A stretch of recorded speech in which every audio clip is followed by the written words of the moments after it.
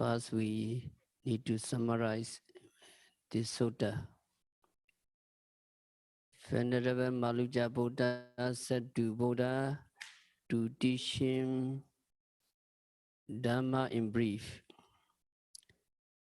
He was broken down old man, maybe 90 years old, and Buddha gave him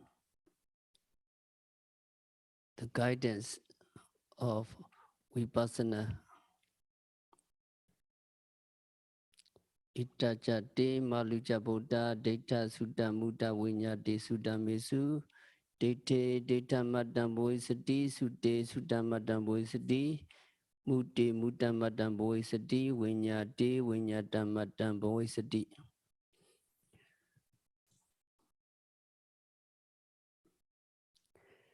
Malunkyaputta regarding things seen, heard, reached,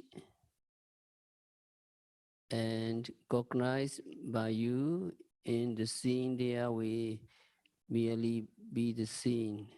In the heart, there will be only the heart. And in the reached, there will only be the reached. In the cognized, there will only be the cognized.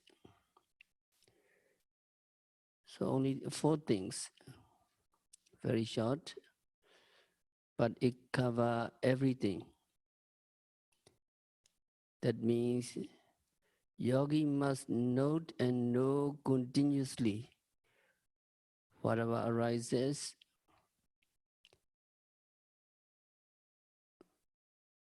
phenomena occurring at the 6 and doors.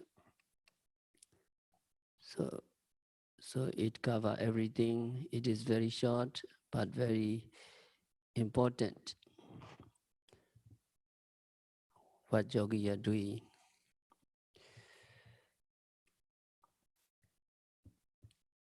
And listen again and again of those things seen, heard, reached, and cognized. And what is seen, there will be only the seen. Dita matan, that means when you see something, you must stop just as what is seen. That means you must not put any value on it, or you must not put any color to that object. When you see the visible objects, you take it to be beautiful or ugly, or you take it to be permanent, satisfactory or substantial, and so on.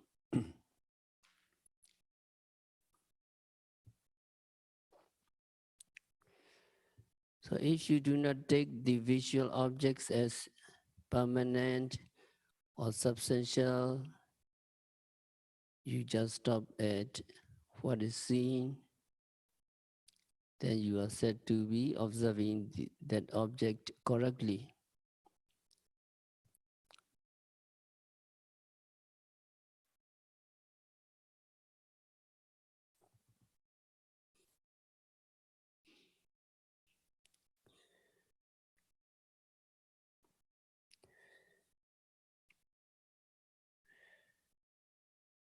So yogi have to stop at the Ottapana or determining moments in the witty process. And when your mindfulness is really strengthened, you can stop that moment. And in that process, there will be only 2 or 3 determining moments, and not get into taking that objects as permanent, beautiful, satisfactory, and substantial. Because at that moment you capture the reality, so you don't go over that.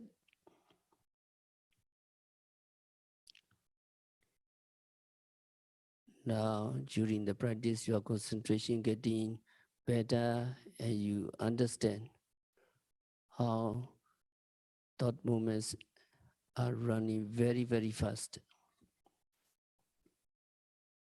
It is almost imperceptible. What Buddha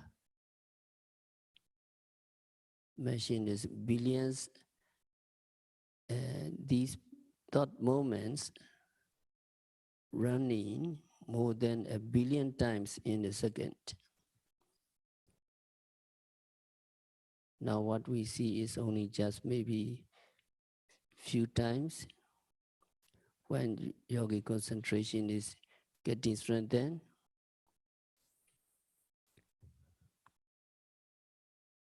Now you practice diligently to develop your mindfulness, concentration, and wisdom.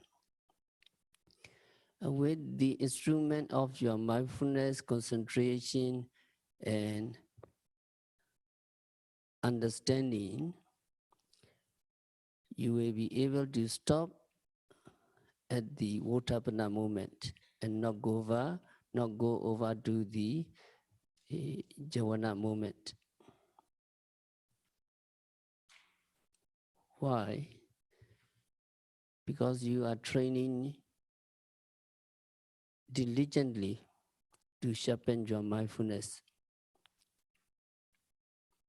As soon as the objects arises, your naughty mind rush forward or towards into the objects with great force. We call with courage. So naughty mind capture the reality without hesitation, without thinking, without reflecting, without analyzing, imagining, questioning, considering, speculating, or fantasizing.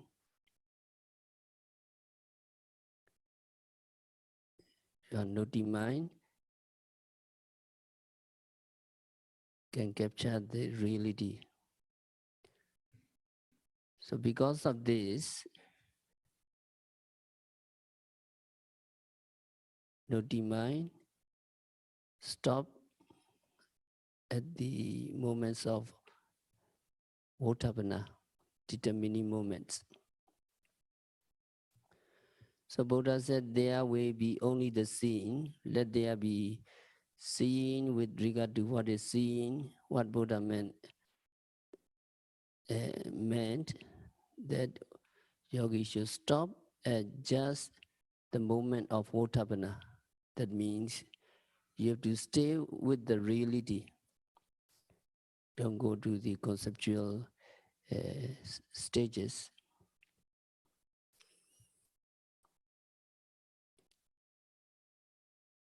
That is when yogi reached the Pinganyana and Sankaripikanyana, yogi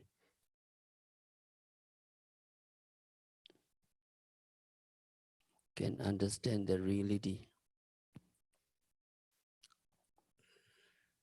So what happens if yogi cannot stop there? If yogi cannot stop there, there will be the Javana moments.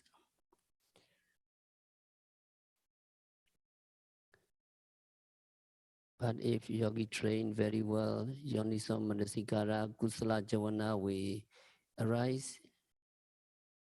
If we not well trained, there will come Akusala Javana, unwholesome Javana. And then yogi have some quality to note. After that moment, there we follow another mental process, another thought process.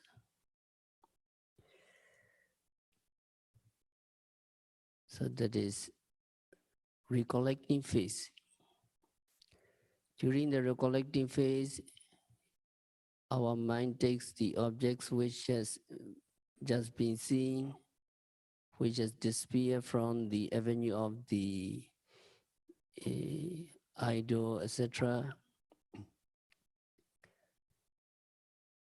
So the next phase, recollecting phase, takes the object which has just gone out of existence.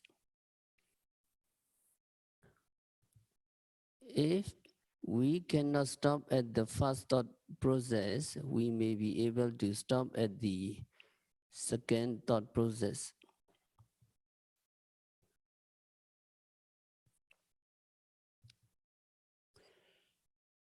If we cannot stop at the second thought process, it is still good. Why? Because that thought process takes the objects which is reality, stay paramata. Should not go to the concept yet. It is not a concept yet. After taking that objects and experiencing it, and if you can stop there and not go to the later phases, it is still good. So we will not have either attachment or anger or hatred with regard to that objects which we have seen. Because we stay in the paramata reality, ultimate reality. If we cannot stop at the second, we go over to the third phase. So in the third phase, during that third phase, we begin to see not reality, but the concept. We begin to see a things or being or a man or a woman, shape or form. These are concepts, not reality. So we come to have likings or disliking about these things. And then another coming, the third stage.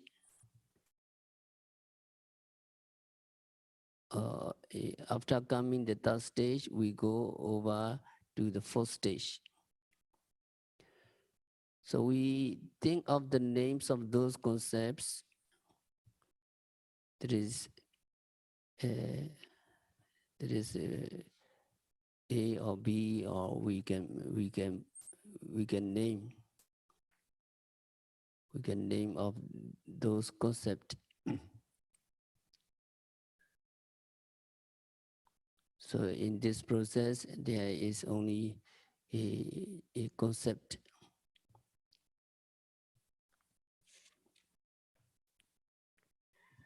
So because of this,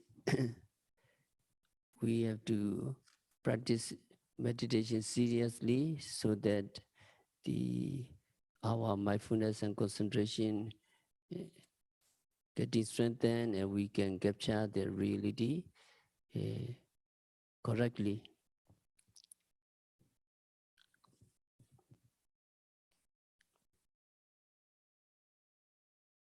And then if you practice in this way, what are the benefits of this training?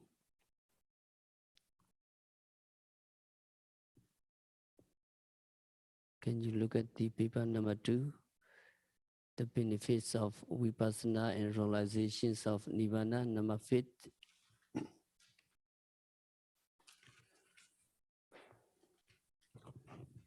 Page number 2, number 5, the benefits of Vipassana and realizations of Nirvana.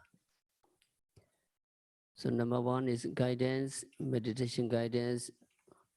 And number 2 is, if this can happen, you will have no pull or no engagement with with the objects you have seen, heard, reached, and cognized. That is, you remove the latent defilements that are embedded in the objects. So long as you are noting, correctly, you can remove the kilesa that can occur in the objects. Number 3, if you have no engagement with these objects, then you will not be entangled in these objects, because objects totally disappear, so there is no entanglement.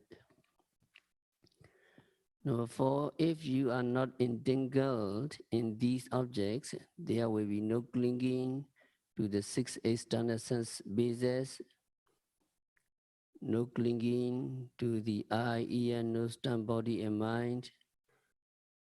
That is 6 internal bases, and there will be no clinging to the 6 external sense bases. That is visual objects, sound, etc. Nor there will be clinging to the 6 kinds of consciousness, seeing consciousness, hearing consciousness, between the 2 of them. So if you cling to nothing, you can realize Nirvana momentarily, and then later, gradually you will reach the Nirvana, the end of suffering.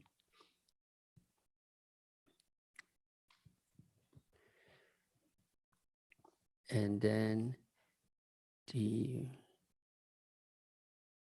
the Malunkyaputta Sutta is continue, those unmindful yogi, unmindful person who do not note, who do not practice, who do not observe, are far from Nirvana, because seeing a visible object and finding it pleasurable, he becomes heedless, because he's looking for beauty or ugly, and he not mindful.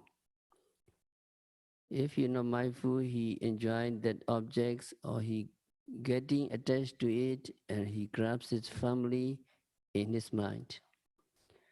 So we are not involved with seeing, hearing, increase and multiplying. What kinds of Vedana? The pleasant feeling, unpleasant feeling, etc.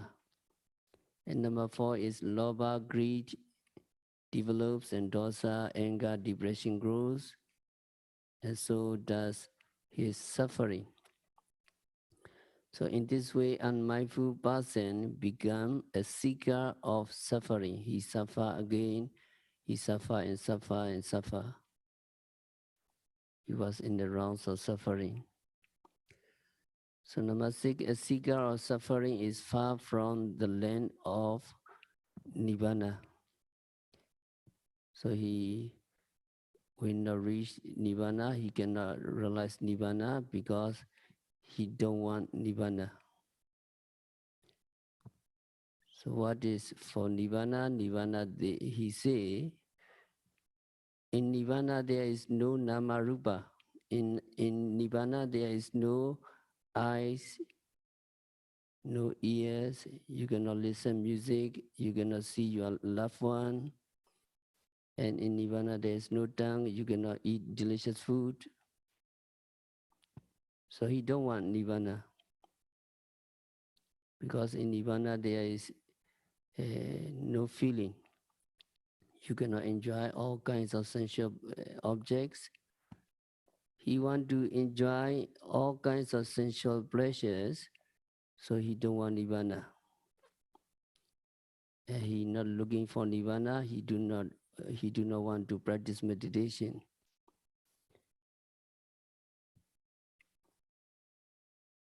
So now, number 7, yogis who note and observe are close to Nirvana. So today we go to the hearing, because last week we finished seeing.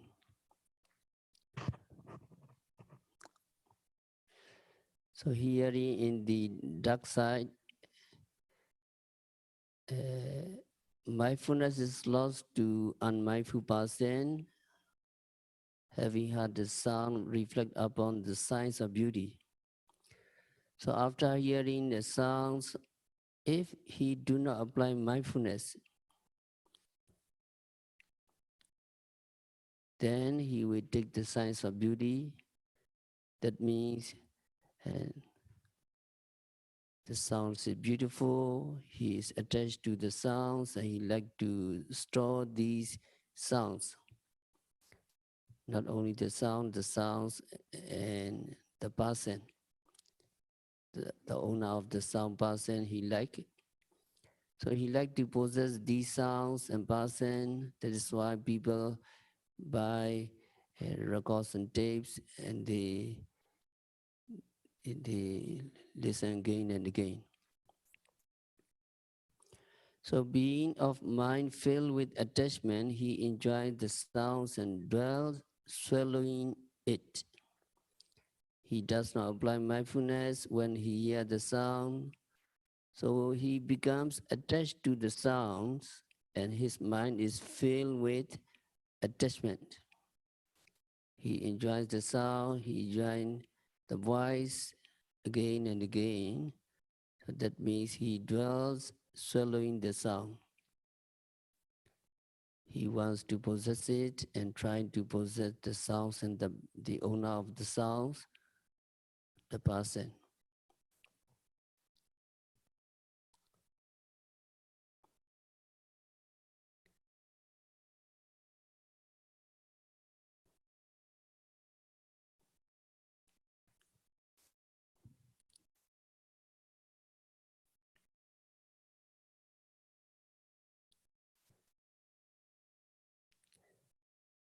So such a person, diverse feelings dependent upon the audible objects multiply. Good sensation or bad sensation, pleasant sensations or unpleasant sensation arise. Covetousness and aversion torment his mind. So to that person who accumulate karma formation, suffering arises. For such unmindful person, Nirvana is said to be far away. So regarding the sounds, Master Sierra, for example, we have to recite number 6. Those who do not note and observe are far from Nirvana. So can you follow me? Number 1. Hearing an audible object and finding it pleasurable, he becomes heedless. Enjoy it and getting attached to it, he grabs it firmly in his mind. Vedana involved with hearing increase and multiply. Lobha develops and dosa grows, and so does his suffering. In this way, unmindful person become a seeker of suffering. A seeker of suffering is far from the lands of Nirvana. So unmindful person, he don't want Nirvana and he have no interest in the practice of meditation. So he have to suffer again and again, again and again. And then for the bright sides, mindful person. So yogi want Nirvana. In the beginning, you not understand Nirvana, but when you practice, you can enjoy momentary Nirvana again and again, and finally you will attain total Nirvana. So yogi apply mindfulness when they hear something. Yogi cannot have attachment to sounds, whether it is the sounds of a bird or sounds of a dear person or ugly sound, etc. When you hear a sound, you must just stop there and not go over to the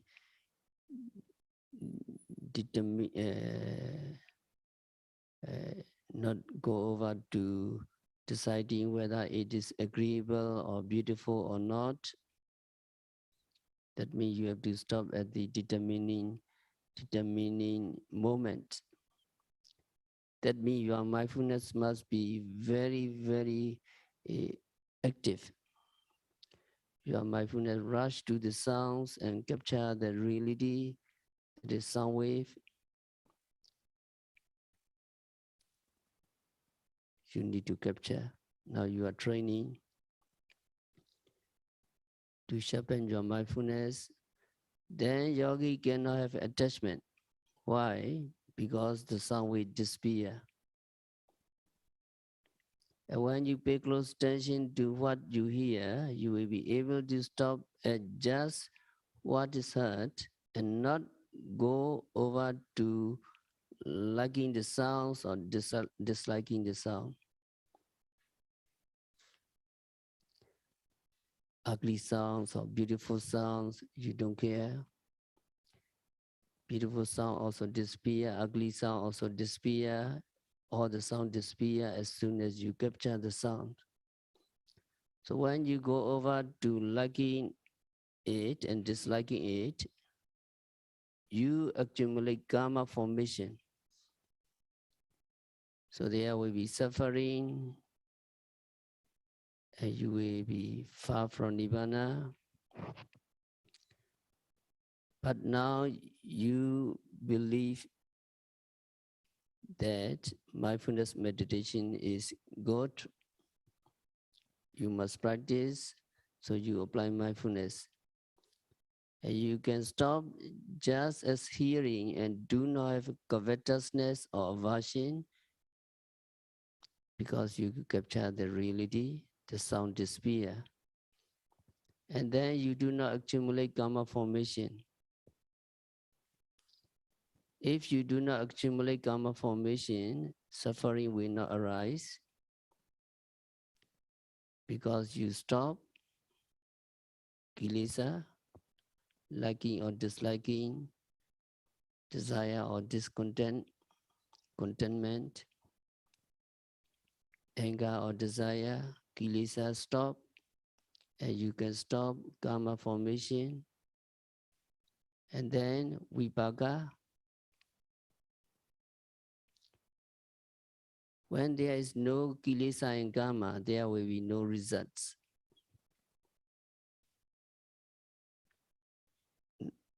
Results of aging, sickness, and death. All these suffering will stop. So suffering will not increase in yogi, and so yogi are near to Nirvana. So after hearing, smelling, tasting, and touching, that is Buddha said, Mute mutammatamboisati, vinyate vinyatammatamboisati. These all are the same.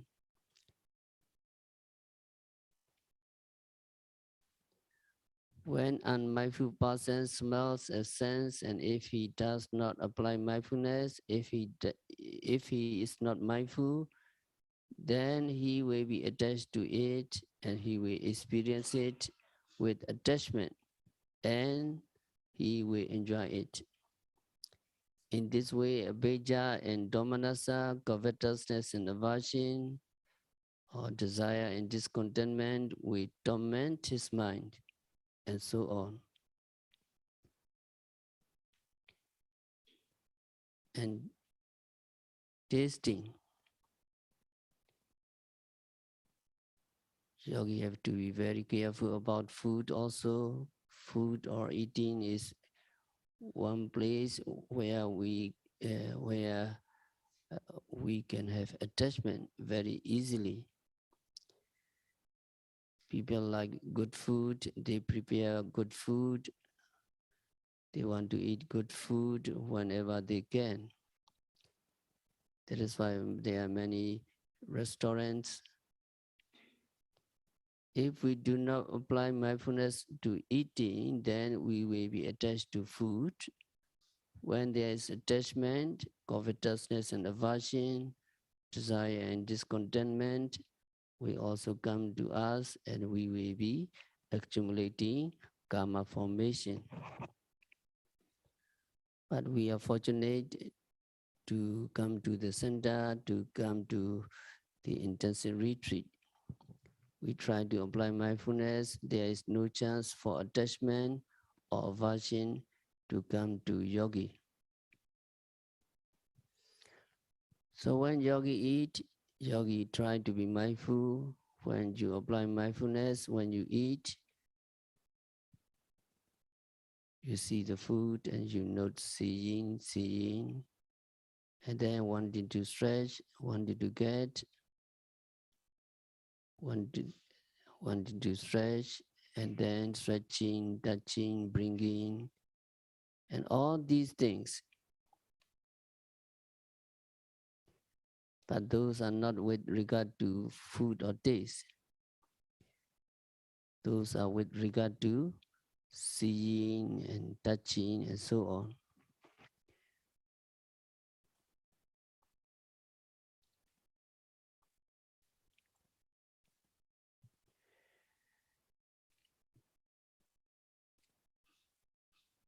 When you put the food in the mouth, chew the food, and then you begin to experience the taste, then you may be attached to that taste, or you may not.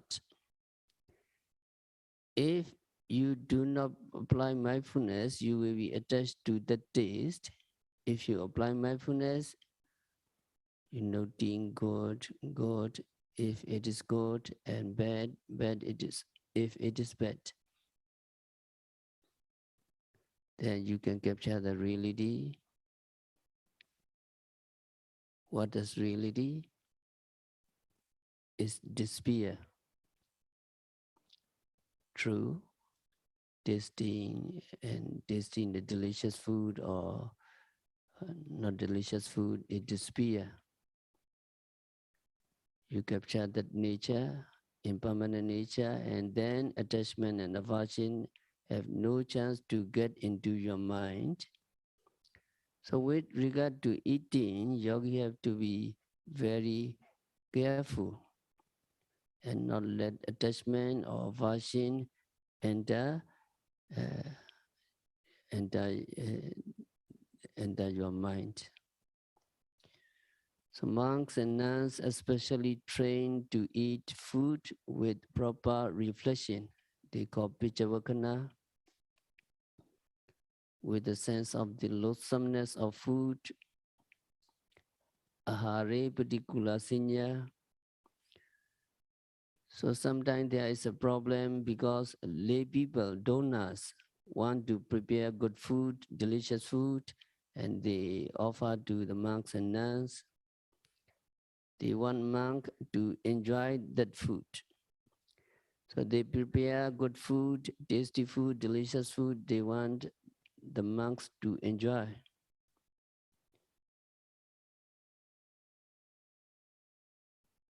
But monks have to eat with a reflection, that they eat with the sense of loathsomeness of food and so on.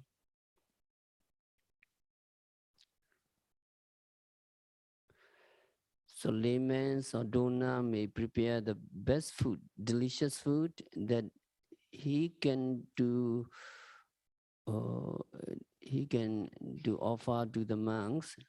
This is his part of doing because he was generous.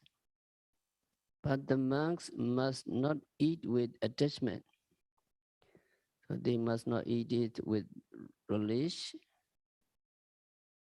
If they are true followers of the Buddha, they must eat with proper reflection, or, or eat with the sense of the loathsomeness of the food. Otherwise, they will get attachment and suffering will follow.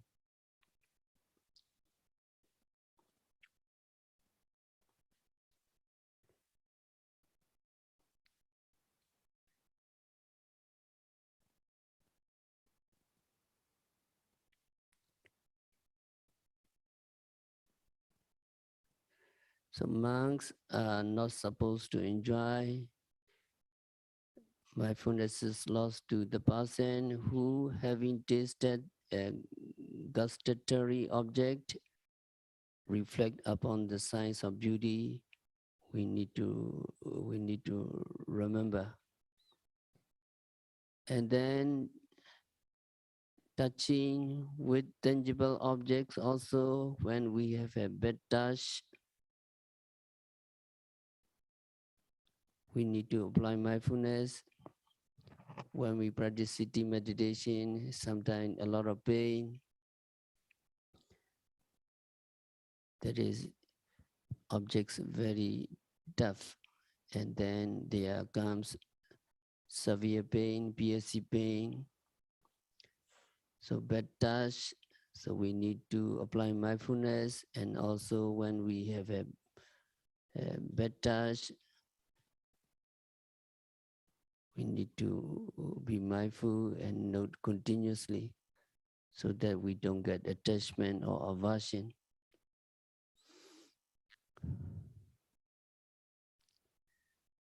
And also with regard to Dharma objects, the word Dhamma objects is difficult to translate. Dhamma objects here means all objects which we can think of with our mind. So sometimes yogi are so carried away by their thoughts that they forget to apply mindfulness. So some people say it is so tempting and it is difficult to give up thinking the thought. So that is having cognized Dhamma objects, they reflect upon the signs of beauty. It feels good to think that way. If they take the signs of beauty, attachment and others will come in. When we have very good thoughts, very tempting thoughts, we need to apply mindfulness.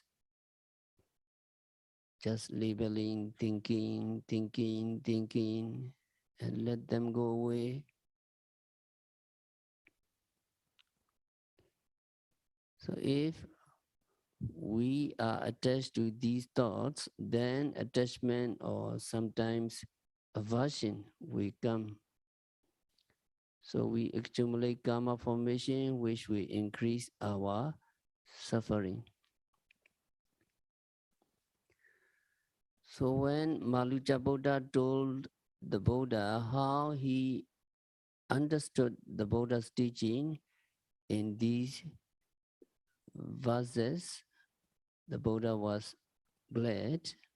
So Buddha accepted or agreed with what he said. At the end of the verses, Malunkyaputta said, "Indeed, Bande, I understand in full the meaning of what the Blessed One has spoken in brief. I understand." Then Buddha said to Malunkyaputta, Sadhu, Sadhu, Sadhu. Malunkyaputta, well said, Malunkyaputta. Well, indeed, you understand in full the meaning of what I have spoken in brief. Then Buddha repeated these 24 verses. If you go to the Pali text, you can find 24 verses. That means Buddha agreed with the words of Malunkyaputta had said. And so he accepted these verses as his own teaching. So we can take these verses as spoken by the Lord Buddha.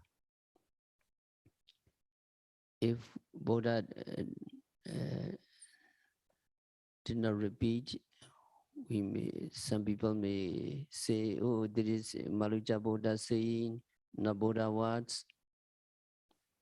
But believe these are the teaching of the Buddha. Buddha repeated these 24 verses. So at the end of this sutta, what Malunkyaputta did, formerly Malunkyaputta was a confused person, but now he was not. So Buddha said, that is how Malunkyaputta, you should understand in full the meaning of what I have said in brief. Buddha said in brief, but Malunkyaputta understand very well. So Venerable Malunkyaputta was pleased with and praised what was said by the Blessed One. And he rose from his seat, paid respect to the Blessed One, circled him 3 times, keeping him on his right side, and departed. So he was pleased and paid homage to the Buddha. Then, as was the custom of those days, he circled the Buddha 3 times, keeping the Buddha on his right, and departed. He did not say anything to the Buddha that he would practice meditation, but after some time he did practice meditation. Then you remember what Venerable Malunkyaputta said to Buddha. Venerable Malunkyaputta, dwelling alone, secluded, mindful, with energy that dissipate mental defilements, and mind directed towards enlightenment. In no long time, he knew, realized, and fulfilled for himself in this very life that goal for which clansmen rightly leave home for the homeless life, and which is unsurpassed and the end result of holy life. In the beginning, Venerable Malunkyaputta said, please teach me something so that I may dwell alone, secluded, mindful, with energy that dissipate mental defilements, with mind directed towards enlightenment, and practice Dharma.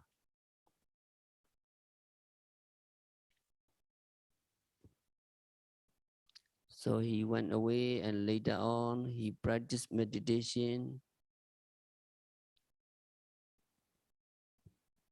diligently.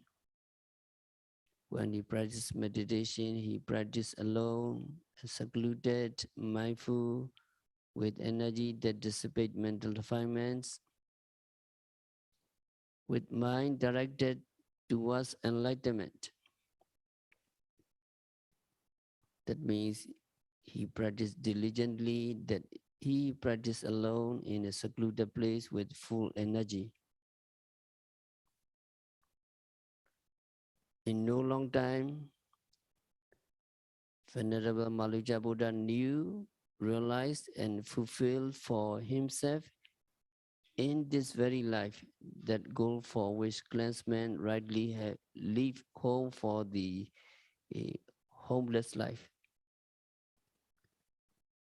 That means not long after he practiced the Dharma, he realized the goal, he reached the goal. That means many people became uh, monks for that goal. The goal he reached in that very life, not long after he began practicing meditation. So Malunkyaputta was successful and he realized the truth. And he knew exalted is rebirth, lived in the holy life, done is what's to be done. There is no more task for the extinguishing of mental defilements. That is how he knew what that means. That means Malunkyaputta became an arahant. So when he knew that rebirth is exalted, that there is no more rebirth for me, and that I have lived this holy life, that I have done what is to be done, and there is no more tasks to be done for the extinguishing of mental defilements. He had become an arahant. So this sutta ends with the statement. The Venerable Malunkyaputta was yet another of the arahants. So he became an arahant at the end. So this sutta was very beneficial for Malunkyaputta and also for yogis who listen this sutta and practice according to the teaching of this sutta. Yogi have to apply. Yogi should keep this instruction. This sutta is very short and the instruction for meditations are very brief, but they are to the point. So they have to be understood according to the teaching given in other sutta. So in this sutta, Buddha taught Satipatthana Vipassana meditation or just mindfulness meditation.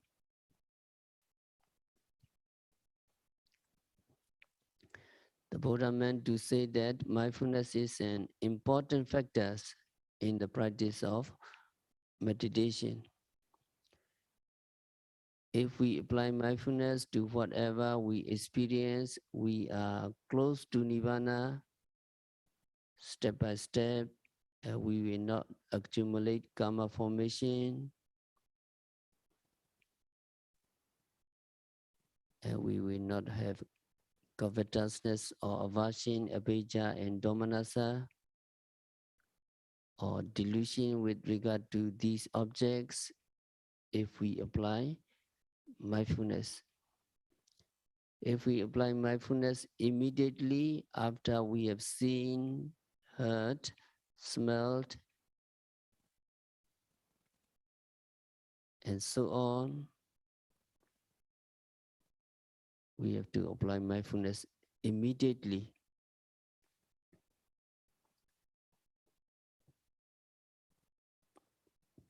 That means your mindfulness is very active, very strong.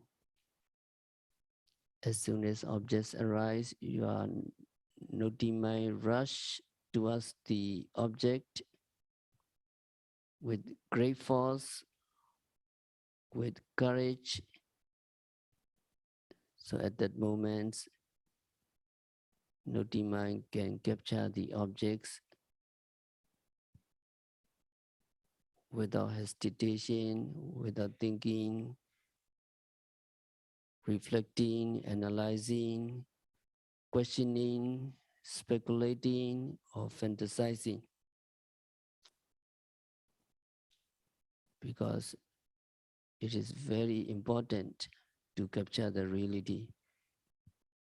The present phenomena arises only a very short moment. So at that moment, you need to hurry. You need to quickly go to the to capture the phenomena. So yogis are very fortunate to have this teaching, and we are now following this teaching, applying this teaching to our meditation. So we all should try to put effort to reach the goal or to reach the stage like Malunkyaputta.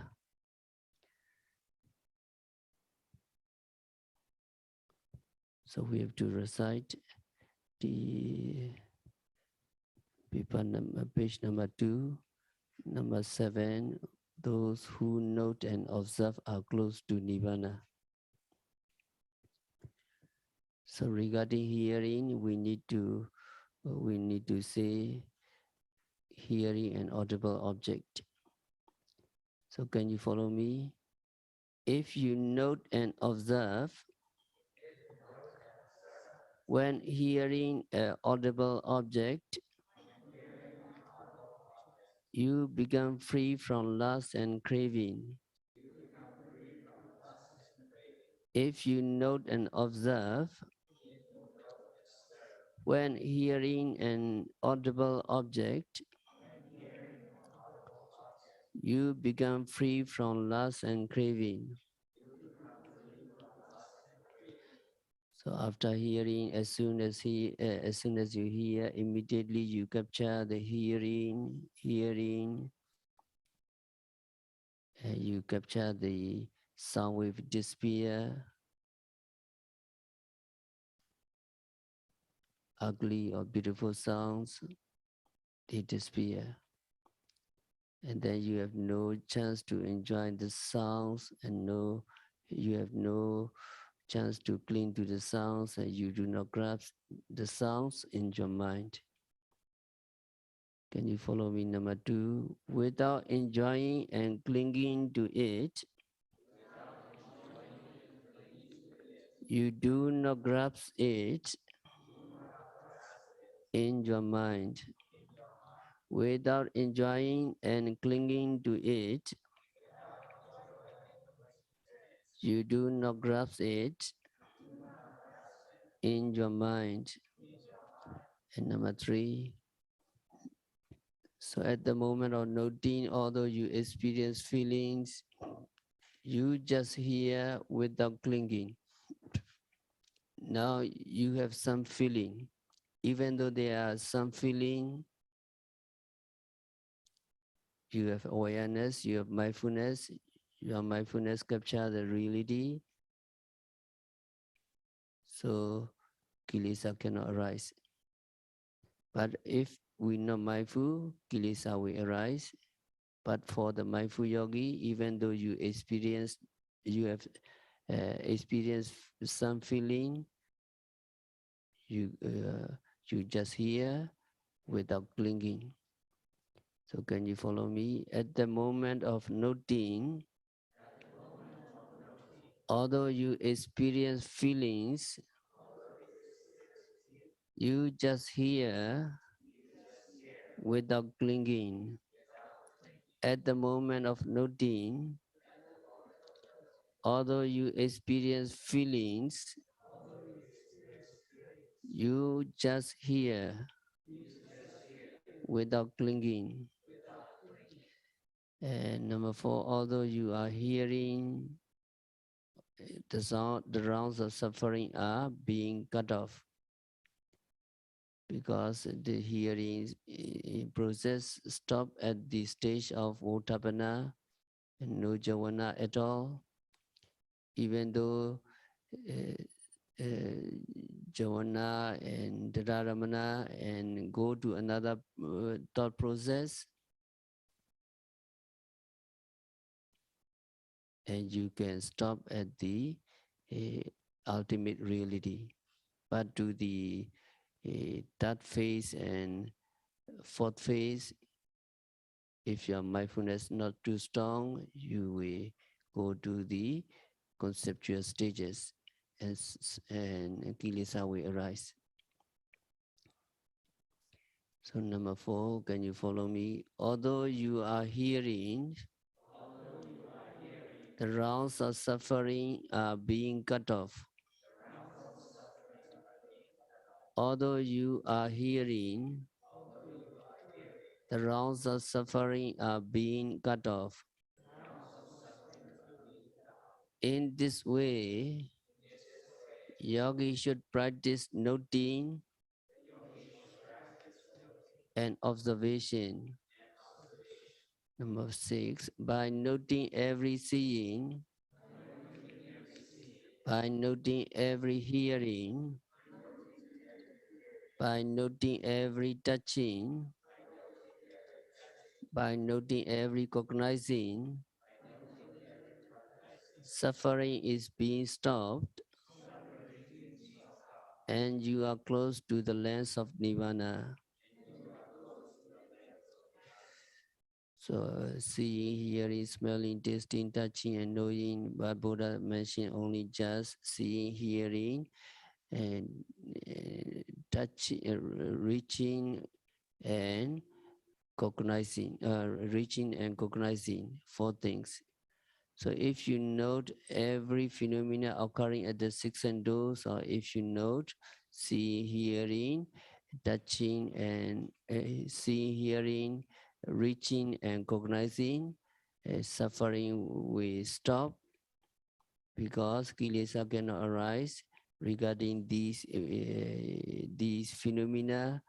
You are close to the lands of Nirvana. So that is the end of Malunkyaputta. We have to stop our discourse for today. By practicing Vipassana meditation, by observing every phenomena occurring at the 6 senses continuously and meticulously, may all yogis be liberated from all suffering. May all yogis realize the real peace in the very near future. Sadhu, sadhu.